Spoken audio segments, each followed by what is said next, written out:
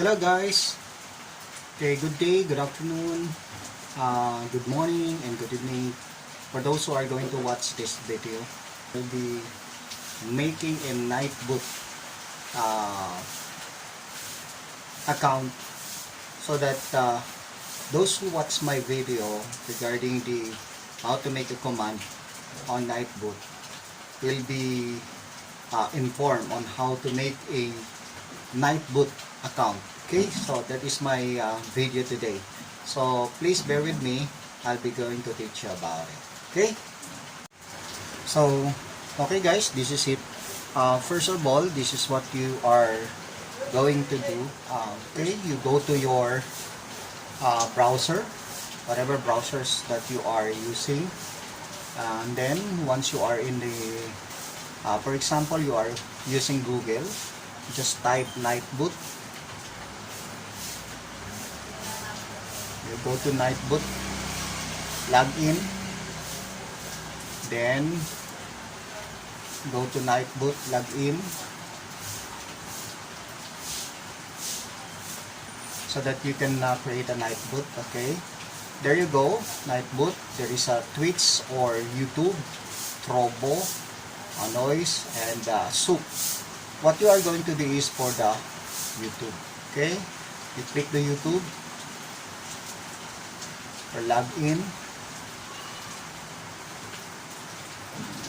Please bear with me. Then you have right now, you are going to create a YouTube Nightbot. If your email address is already open, just click your email address or choose the email address that you have. Okay, then create a Nightbot, continue, then select what Nightbot can access. Of course, your YouTube account. Okay,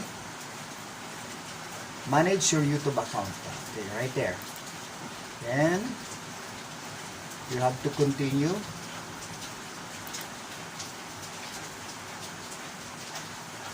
Then Nightbot will generate. Then to continue to Nightbot, right here. Got it.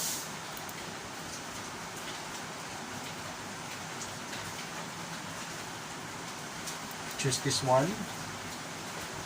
Continue. Nightbot already has some access to these services. View and manage your assets and associate content in YouTube Earn. Okay, helbat yan sila. Okay, yes. Continue this one. There you go. I have now the Nightbot. Good afternoon, Mr. D. Now I have that. Okay, so I have to join channel. Okay, I need to click this one, join channel. Then I have to copy the URL. Okay, I need to copy this URL, this one. Okay, copied. And then I need to open my YouTube. Okay, and Mr. D. Okay, then I'll go to YouTube Studio. After going to YouTube Studio, okay, there you go. I'll go to on the setting. Then I'll go to community moderation. Okay, right there. I need to close this one. Then on the community moderation, I need to paste the URL or the link of Nightbot to the standard moderator right there. There you go. Okay, and then I need to save it. Now Nightbot is the moderator of my YouTube channel, or one of the moderator of my channel.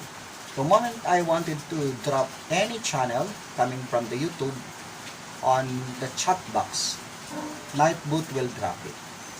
Okay? Thank you. That's the only thing that I can teach you today. Bye-bye.